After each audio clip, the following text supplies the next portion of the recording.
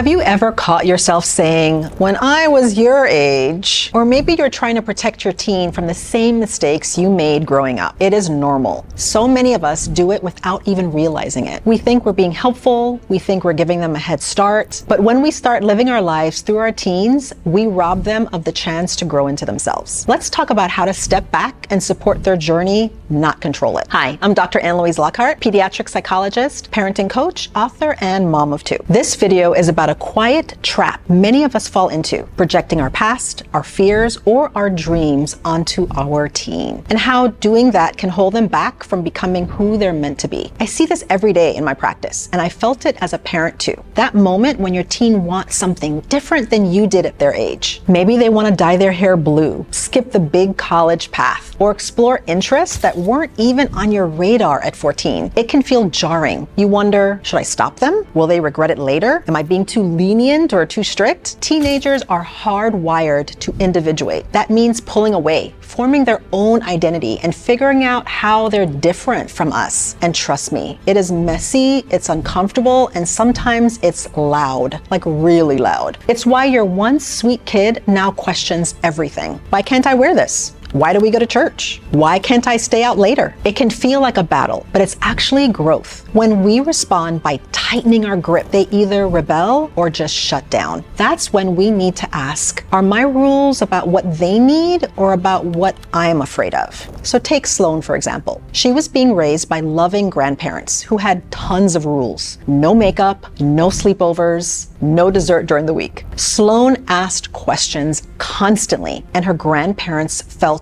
under attack. The problem? Most of those rules came from their upbringing, and when asked why, they didn't even have clear answers. The result? More yelling, more grounding, and more distance. Sloan withdrew. Her grandparents doubled down. No one felt seen, and no one felt understood. I have worked with so many families in that exact same tug of war, and it's never really about the makeup or the curfew or the dessert. It's about feeling respected, feeling heard, and yes, feeling safe. Now imagine this. Instead of saying, because I said so, they said, here is why we have this rule. What are your thoughts? And then actually listen with an open mind to the answer. That conversation changes everything. Rules are not the enemy. Teens actually need structure. It helps them feel safe. But it's not just the structure. It's the tone, the delivery, the openness to hear their perspective. When rules are explained and discussed, teens feel respected. You don't have to say yes to everything, but when you invite your teen into the why, you also invite them into a healthier relationship. And honestly, that relationship is the thing that will carry you through the toughest years. Not perfect behavior, not perfect obedience, connection. That is the goal. Here's how to support your teen without trying to live your life through them. Audit your rules. Ask yourself, is this rule still relevant? Is it rooted in fear or wisdom? Would I be open to discussing it? And be honest with yourself. Am I enforcing this rule because I'm afraid of being judged? Am I over-parenting? Am I parenting out of fear? Or does this rule truly serve my teen's well-being? Can this rule even be shifted instead into a guideline that's open for discussion? Invite their voice. Let them question things. This is how they build critical thinking. And listen to their reasoning, even if you don't agree. You can say,